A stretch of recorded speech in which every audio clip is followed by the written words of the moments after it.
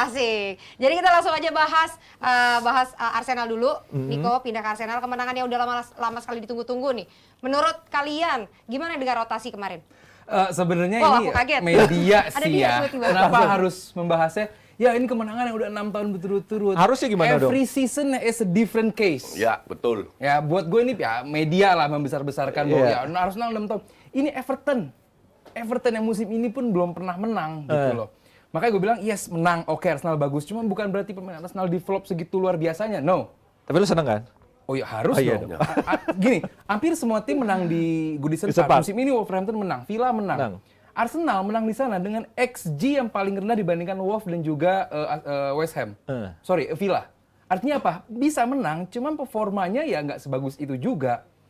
Kelihatan, yang paling gue seneng mana Declan Rice. Kelihatan banget di tengah ini bagus banget, solid banget. Tapi begitu sampai final third, gagap, gugup gitu kan. Itu bukan tugas dia juga. Oh bukan Declan Rice-nya, bukan Declan Rice. Arsenal begitu final third, kelihatan. Apa namanya, finishing juga masih belum. Menciptakan peluang juga ya, bukan peluang-peluang yang matang-matang banget gitu. Cuman terjadi gol yang gua rasa ini adalah latihan set piece banget.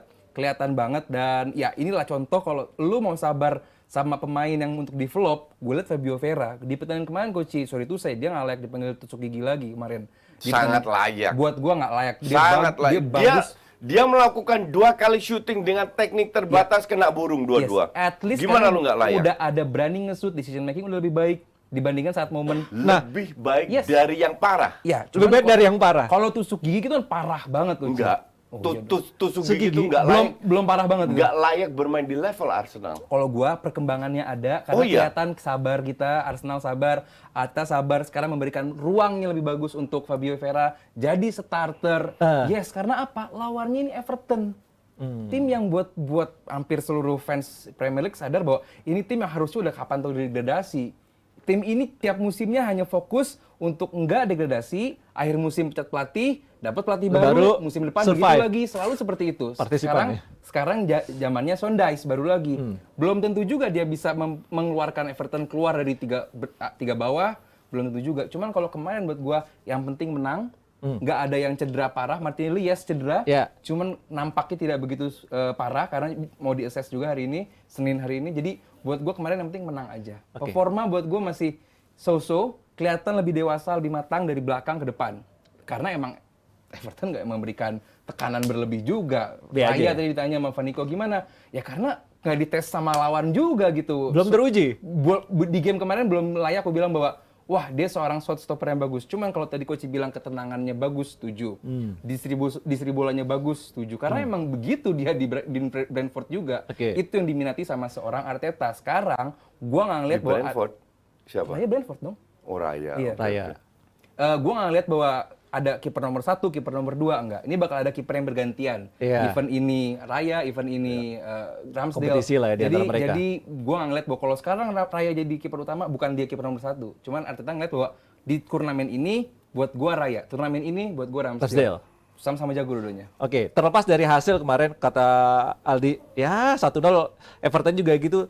Hasil 1-0, tentu masih banyak PR nih coach. Banget. Ya, banyak catatan. Susahnya menembus pertahanan Everton. Katanya Everton begitu-gitu aja, tapi susah juga. Ya, betul sekali dan ini penyakitnya Arsenal. Ini bukan pertama kali Arsenal kesulitan. Tapi this time they win the game. Lu kalau lihat gini, kita flashback sedikit ya. Kenapa Arsenal 7-8 match terakhir musim lalu flop? Oke? Kalau gue bilang pemainnya itu udah overload, udah burn out, udah jenuh. Udah enak dengan Piala Dunia, dengan apanya. Artinya, untuk menghindari kesalahan tahun lalu, Arteta beli banyak pemain, harus melakukan banyak rotasi. Dan dilakukan. Line up yang kemarin, itu bukan line up yang ideal untuk the real Arsenal. Tapi jangan lupa, Arsenal main Champions League. Ya, jadi gue nggak masalah dengan dimainkan, diberi kesempatan kepada Vieira, kepada Nketiah, kepada Rai. Karena gue yakin di Champions League Gapsus yang main, Havertz yang main, ngerti nggak? Jadi Vieira diberi kesempatan bahwa dia sedikit berkembang gue setuju, tapi terlalu sedikit untuk bisa masih di bawah level Arsenal, terutama dari sisi teknik. Dia berkali-kali menunjukkan dapat bola long ball, sekali sentuh bolanya kemana. Itu teknik. Shooting 2 kali ke atas, shooting. Lihat pemain Arsenal yang shooting bola bawah semua. Cuma dia Itu doang? teknik dia. Oke. Dan selevel dia, kalau mau main di Arsenal nggak boleh. Masih di bawah, Masih. jauh di bawah. Maka dari itu untuk gue masih tusuk gigi. Oke. Levelnya belum segitu. Mungkin dia bisa, gue masih ingat Martinelli 3-4 tahun yang lalu. Martinelli sama. Parahnya minta ampun. Oke. Kontrol bola, berantem dulu sama bola. Ngerti nggak? Tapi Martinelli berkembang. Apakah dia bisa berkembang yang kita nggak tahu. Maka dari itu sementara ini dia akan jadi subs. Oke? Tapi sekali lagi karena jadwal padat, jadi gue sih happy-happy aja kalau Arteta sering rotasi biar pemain nggak burn out. Kalau bisa Bukayo Saka juga sekali-sekali Setuju banget. Rotasi. Kasihan, ngerti nggak? Oke. Declan Rice juga sekali-sekali dirotasi kalau Partey udah sembuh. Persis yang dilakukan oleh Pep di City. Persis yang dilakukan Klopp juga. Ngerti nggak? Kalau Klopp kan mungkin, kalau dia bisa rotasi, dia rotasi. Tapi karena memang di bench-nya nggak bagus kan. Nah sekarang Arsenal, Arteta itu nggak ada alasan untuk Ben White untuk gue terlalu lebay kalau dia main terus. Tomiyasu itu bisa main di kiri, Oke. ngerti nggak? Tapi dia kemarin menggantikan Zinchenko kan, Iya, Zinchenko. karena nggak ada Tierney juga kan, dan Timber masih cedera. Ya oke lah masih bisa. Tapi gue bilang semua pemain, dia akhirnya berani gantiin Gabriel. Di awal musim kan digantiin. Iya. Nah Kiwior juga harusnya dapat peluang lebih banyak. Nah walaupun pergantiannya mungkin masih tidak rata atau masih terlalu sedikit, tapi sudah ada pergantian pemain sebagai starter. Nah ini udah untuk gue plus point dibanding musim lalu yang selalu itu aja. Karena gitu. emang benar sih musim lalu begitu cedera Saliba di game menghadapi Sporting Lisbon itu Arsenal langsung drop. Jadi harapan Arteta dan juga Koci mungkin bahwa jangan sampai tim cadangan ini segitu jauhnya kualitasnya gapnya. Jadi karena nggak dikasih jam terbang. karena nggak dikasih jam terbang. Oke. That's why game-game seperti ini pemain kayak Fabio Vieira dimainkan dan gua harap Dicoba pemain ya. ini juga bagus karena emang materinya pemain ini bagus cuman belum mungkin adaptasi, mungkin teknik juga. Oke. Ya karena ya gue sih masih di game terakhir ya karena emang sering banget emang ini pemain jelek gue sering banget cuman di game terakhir kok golnya pun kan ada momen bola ke dia mau kayak shoot nggak jadi gitu akhirnya dioper ke kanan baru ke Odegaard. Artinya bahwa dia udah mulai masuk ke sistem, ya itulah butuh waktu dan butuh sabar dari fans Arsenal. Gue akui bahwa 2 kali di awal musim sebagai subs, dia main cukup pintar. Cukup oke. Kayak Gabriel, dia kayak Gapsus lawan MU, dia kasih assist. Jadi artinya ini pemain mungkin punya potensi Punya ya. potensi. Tapi tinggal tunggu aja dia bisa berkembang atau enggak. Tapi so far setelah 5 pertandingan, sorry for me, Belum pemain terbaik Euro U21. Tapi kan lagi-lagi nih baliknya masih demi tetap tusuk gigi. Oke, demi kepentingan rotasi UCL kan. Iya, ada Iya, hal ya. UCL Iya. dan jadwal bakal makin berat. Makin berat ke padat depannya. Ya, Arsenal kan belum ketemu tim besar sejauh ini. Iya, iya betul. Oke, ini Kayak ada MU saweran bukan nih tim soal besar ya? UCL ini. Gimana? Enggak, MU tim besar. Oke, ini ada Gue saweran. respect MU. Coach ada saweran lagi Saweran dari dulu, Gas Coach. Barbershop 300.000 lagi. Wih, Oke. rame banget nih kayak barbershopnya nih ya. Thank you sudah langsung dijawab Coach. 300.000. Sedikit preview tadi udah dengar lagi. Box. Coach, sedikit preview Arsenal baru kembali ke UCL dan akan menghadapi PSV. Apakah bisa mendominasi dan menang Coach tanpa Martinelli dan Partey? Sukses terus untuk Coach dan Jepret tim. Kalau nggak bisa Arsenal jadi PSV rumah ya. makan Arsenal ya harus bisa lah. I mean grupnya itu terlalu gampang, sangat gampang. Gampang. Untuk gue di grup ini nggak ada pilihan lain selain juara grup, sesimpel itu. Dan I know PSV tahun lalu di bawah Van Nistelrooy jelek mainnya. Oke. Di bawah Peter Bosz jauh lebih bagus. Tapi bagusnya PSV masih 2 level di bawah Arsenal. Apalagi bermain di kandang sendiri, nggak ada Martinelli atau apa, nggak ada alasan untuk gue. Walaupun mungkin nggak main bagus, tapi menang is a must. Sesimpel itu. Karena PSV masih levelnya ya Di bawah ya? dari divisi. Oke, ini ada Juara saweran grup lagi ya? dari Gilbert dan Keto. Kayak diet ya, Keto ya. Coach, gimana kabar MU yang kayak nggak tahu mau dibawa kemana? Kayak hubungan nggak tahu mau dibawa kemana. Kalian harus bersabar ya. Gue rasa terutama Panji ya harus bersabar dan teman-teman gue fans MU lainnya. Iya. Gini ya, musim ini masih 33 match. Oke? Pemain banyak yang cedera. Kasus-kasus yang non teknis itu di cooling down dulu, diredakan biar bisa fokus ke lapangan. Oke? Ten Hag harus merubah sistemnya. Iya. Ya. Jadi kalau ini semua terjadi, jangan remehkan MU. Karena mereka masih punya pemain yang sangat berkualitas yang bisa memberikan perbedaan. Nah, justru gue bilang dari rentetan 5 pertandingan yang performanya jauh di bawah MU yang kita kenal, harusnya menjadi pelajaran.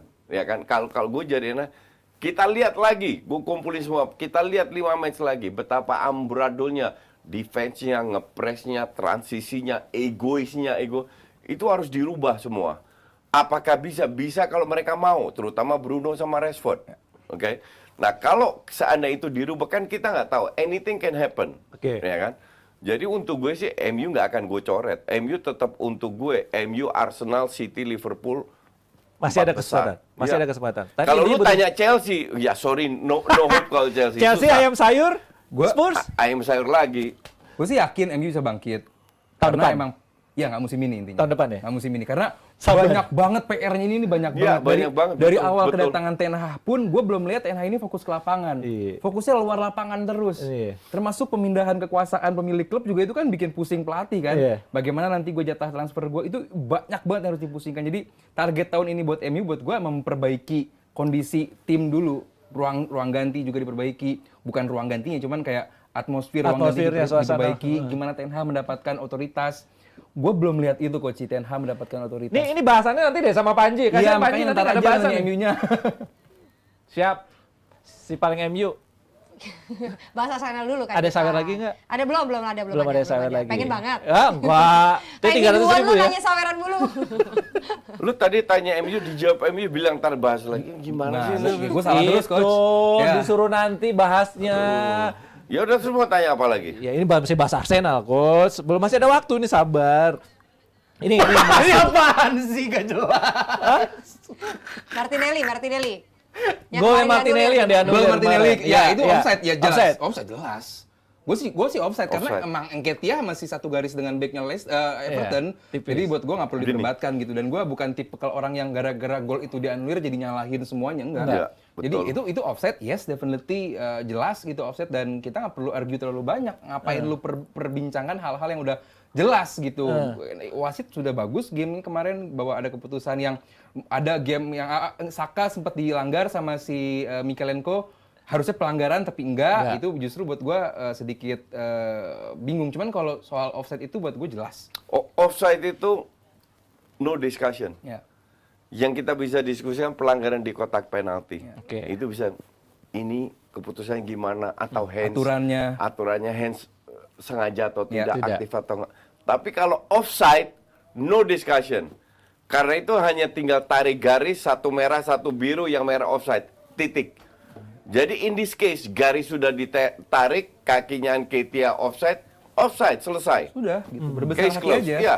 Berbesar hati aja. Kecuali setelah itu di cancel golnya jadi berubah permainan kan nggak juga. Anda tetap berusaha menyerang juga gitu, nggak merubah kondisi tim secara umum. Buat gue ya nggak ada yang perlu disalahin lah gitu. Kecuali kalau game kemarin Fulham lawan City itu kan jelas wasit kayaknya nggak narik garis gitu karena itu udah jelas offside tapi nggak dianggap offside. Dianggap offside, Ya oke. cuman kalau yang kemarin Arsenal Everton Martinelli ya itu jelas. Nah, ini ngomongin Martinelli ini akan seperti lagu lama terulang kembali nggak sih? Badai Apa nih? cedera gitu, akhirnya tempat disinggung tadi kan. Timber kemarin, Martinelli. Kalaupun cedera, kalaupun panjang, karena yang gua tahu nggak panjang cederanya gitu. Ini otot ketarik doang, dia lagi lari sakit.